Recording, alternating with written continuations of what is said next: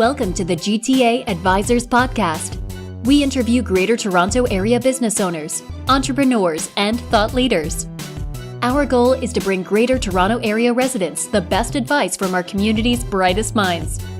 Now, here's your host, author, entrepreneur, and real estate innovator, Robert Caruso.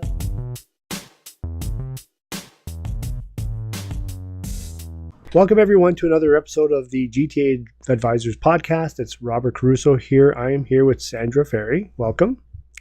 Thank you, Robert. Hi. So Sandra Ferri is the owner of Dolce Bouquets. And basically what Dolce Bouquets does is they create chocolate bouquets that are good for any kind of occasion. So Sandra, before we get into that though, and talk about that, maybe let's talk about you a little bit. So what's your background? What did you do before you started this? And maybe give us a little bit of a background story about how you grew up and everything a little bit about you. Okay, sure. So I grew up at St. Clair and Dufferin. My parents were immigrants from Italy, and there were five kids. So I was the youngest of the brood, and I was born here. And my parents loved to go back to Italy whenever they had the opportunity. So as a child, I was lucky enough as the youngest to be the one that always got to go with them, and really enriched my life that way and gave me an interest in travel that continues today. So I love to travel. I love to experience new cultures, and it's a great thing. But before I started Dolce Bouquets, I worked in educational publishing, and I was a VP of marketing for a school division where they do textbooks for children in kindergarten to grade 12. Wow, that's interesting. So why don't you get into the story of why you started Dolce Bouquets? Okay, and it's actually an interesting story. So the story actually goes back about 40 years to when my mother worked in a small chocolate boutique on Eglinton Avenue.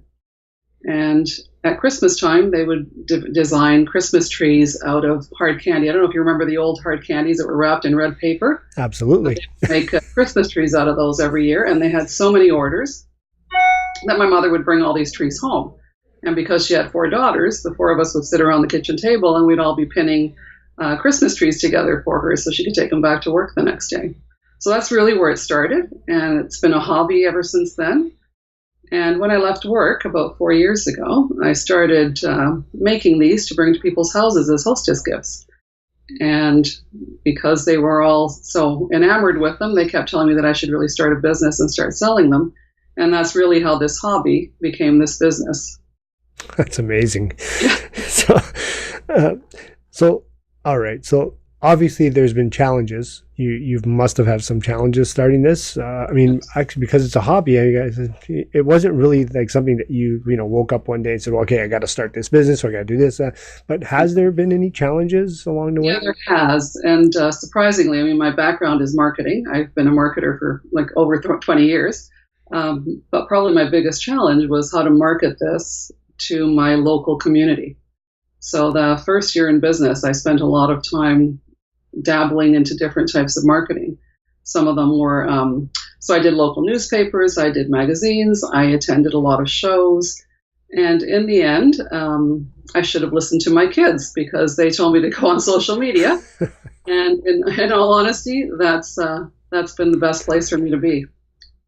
Yeah, absolutely. People are on Facebook, practically 24/7 getting notifications or whatever, and what better way than when you're sitting on somebody's sitting on their phone or scrolling through and all of a sudden they see this beautiful bouquet of chocolate flowers that they thought, wow, we can use this for this function we're going to, or we can give it out to people or whatever. But we'll talk a little bit more of that as we get into it. So let's pretend we can go back in time though. Knowing what you know now, is there anything you would have done differently before you started? Really, honestly, the biggest one has been the marketing piece. So the whole social media, I'm of a certain age. I wasn't really a social media person, and it's proven to be very easy for me to do. So I do all my own social media right now, and it's been my best resource for new clients. So that is really what I would have done differently right off the bat. In terms of business, I've been in business for a long time, so I understood all of the, the operations side of it, the marketing, the sales. So that part and the finances all came fairly easy to me. But the marketing piece, because it was a different kind of business and I wanted to stay local with it, was a bit of a challenge. I guess you'd have to stay local because chocolate is not something that you can, send halfway across the world, right? Yeah, I mean, I have actually shipped across Canada. Okay. In the winter. Yeah, yeah. It doesn't do well in the summer, but from spring right through to fall, it's usually from fall right through to spring, it's usually pretty good. Good stuff.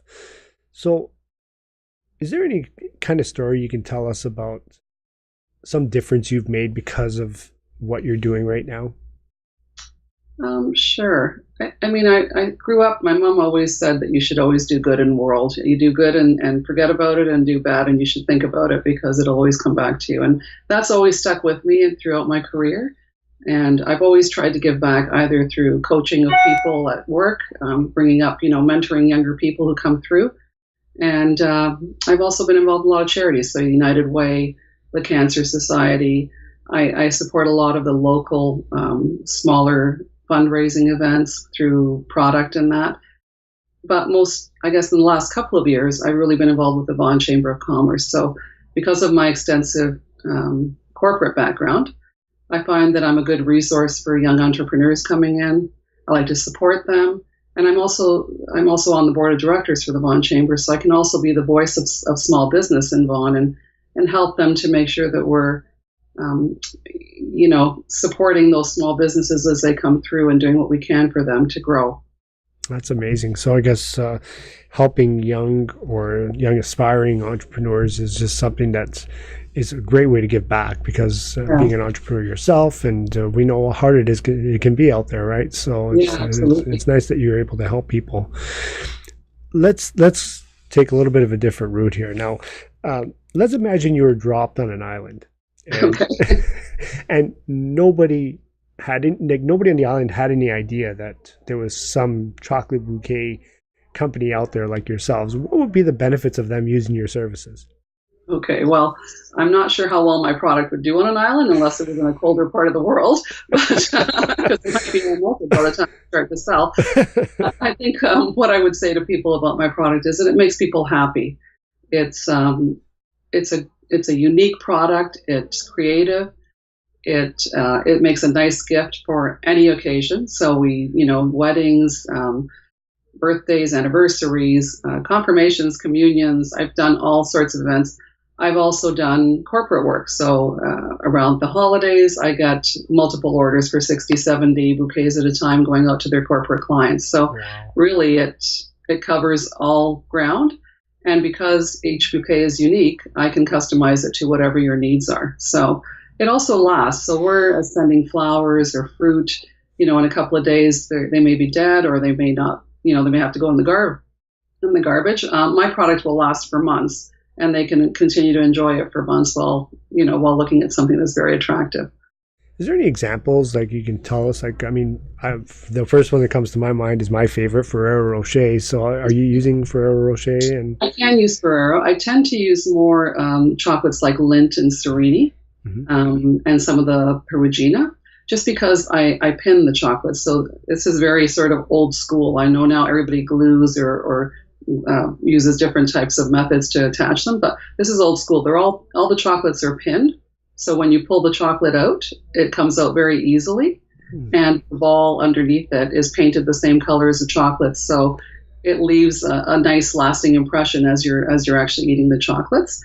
So for that reason, I tend to use chocolates that have paper ends to them. But I can use Ferrero, I can use Bacci, but those ones have to be glued, and they don't look as much like a floral bouquet as some of the nicer paper wrapped ones do.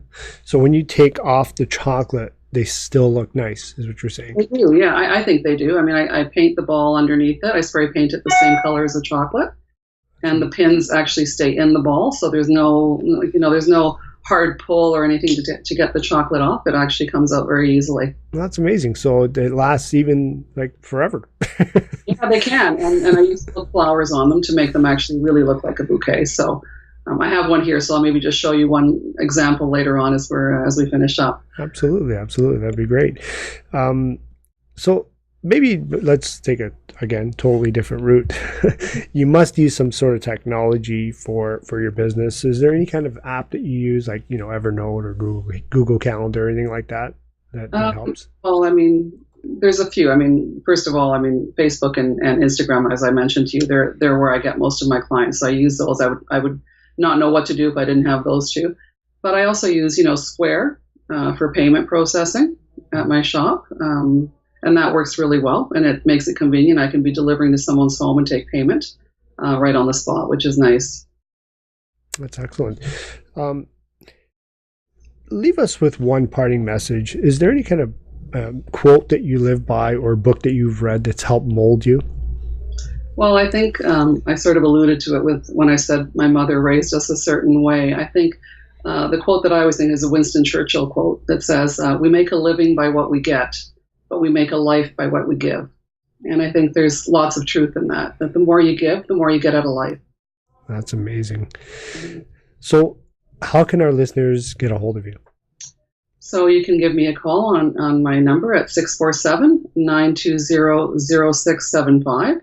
You can go to my website at dolcebouquets.com or follow me on Instagram, Twitter, and Facebook. I'll have all the links and everything on the show notes as well. Yeah. Maybe now's a good time you can show us that one. Sure, bouquet. I'll show you one. Just a second. So this is a little spring one. Oh, that's so nice. It has a sort of a nice daisy bouquet on the yeah. So, like, I mean, who wouldn't want a gift like that? You can see how I incorporate the silk flowers, and I sort of match the colors to incorporate the flower look. That's amazing. That's amazing. So you're obviously, there must be some sort of busy times or slow times for you. I mean, is there kind of seasonal? Yeah, it is seasonal, but I'm finding it's getting a little steadier as my time goes on in business. But definitely the holidays around, December, November, December are crazy busy. So anybody who needs something in those times, I usually ask for at least a couple of weeks notice, just because it gets very busy with corporate orders. Mm-hmm. Easter, Mother's Day, all important holidays. Yeah, communions, confirmations, that's been a busy time for me as well. Well, it's good. I'm glad everybody knows that ahead of time so they can pre-book in advance. Well, again, I will have all the show notes, and it's been a real pleasure talking to you, Sandra, about your great company, great unique idea. I mean, I've never heard of anything like that. We have heard of the fruit ones and obviously flowers, but this makes way more sense as far as thank you, Robert. It's been a pleasure talking to you too. Okay, great. Thank you very much.